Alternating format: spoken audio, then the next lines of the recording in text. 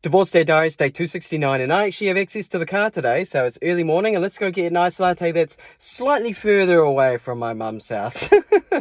In particular, we're going to go drive up Carmo Road today, in the opposite direction of where I've been going. So after missing my turn off, driving like 5 minutes north of town before eventually looping back round into Carmore, we eventually reached Milk and Honey on Station Road. And interestingly, when I looked at their menu, I noticed they had iced lattes for $8.50, but then iced coffees for $11.50. I don't know what the difference is. I didn't want to ask because I'm realistically not going to pay $11.50 for a coffee. So put my order in for a takeaway iced latte. They asked me for my name, and honestly, they made it, and I was in and out in probably about 5 minutes. Yep, that's a nice latte.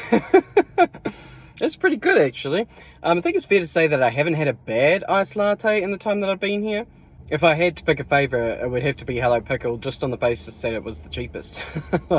When all of them are good, you gotta go by price, right?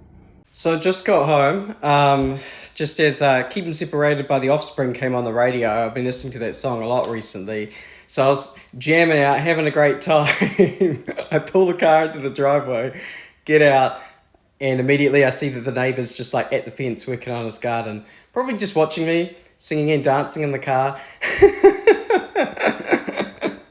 He's a real friendly bloke though. After we got home from the Waipu Caves yesterday, we caught him outside and he's like, "Oh, I'm going out to Waipu Caves tomorrow. Do you want to come with?" And it was like, "Oh, sorry, we've just been." But I also wanted to draw some attention to this photo of me.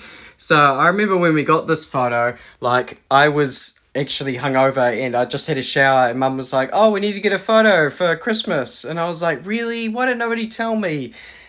Like typical teenage me, like, "You're the problem, Daniel. You're the one who forgets."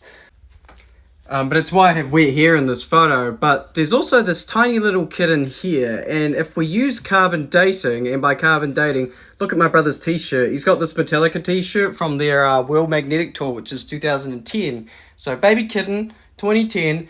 That cat is Roxy. And yes, she is named Roxy after the brand, but my sister brought her home without actually asking permission from my mum first. She just turned up one day with a kitten, which is also a very teenager thing to do. She's very much an old lady these days and struggles to do a lot of things. So she loves her brush because that means it's grooming time because she struggles to do it herself. And I'm quite glad I've got to spend some time with her on this trip because you never know when I might not get another opportunity. But my uncle and auntie needed a favour done. They needed their chickens fed, which mum thought was a great opportunity to take me out round the back of Whangarei. They live in some rural area somewhere, I'm not 100% sure, but we went and took the scenic route up through Tiger Mountain, aka Maunga Taika. I'm really loving the views around this place, the fact that you can just drive out of town and be in the forest. And these little rock walls make me think of old school England, you know? But the chickens, mum's obviously been around to feed the chickens a lot because when she turns up, they all flock to her. And this little waddling bugger at the back, her name is Harley. She's had a back injury and they call her Harley because she looks like she spent too much time riding a Harley Davidson. And they were very vocal about how happy they were to get fed.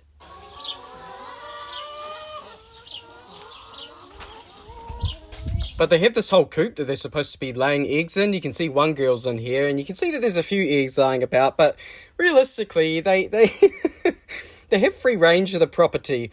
And when chickens get free range of the property, it means they can go lay eggs wherever they feel like it. If you've never seen a chicken hanging out on a branch before, well, now you have. They're birds after all. And given my uncle and auntie live out in an orchard, it means they've got plenty of spaces to to just wander off and go and lay some eggs. But it does mean my mum gets a free dozen eggs every week, so it's worth the trip out. And then, of course, on the way back, we popped over to, I think this is Tikipunga, Whangarei Heads, to see the waterfall, another waterfall. I actually couldn't believe it. This is probably a 10-minute drive from my mum's house, and this is just stunning. It's a massive waterfall. And you can actually go and walk all the way down to the base of the waterfall, cross that little bridge if you want to have a look and, view it from the bottom. We've done a lot of walking recently, so we decided we'd just view it from the vantage point. This is entirely free to visit, and there were people everywhere, swimming up in the river and whatnot. It's just wonderful.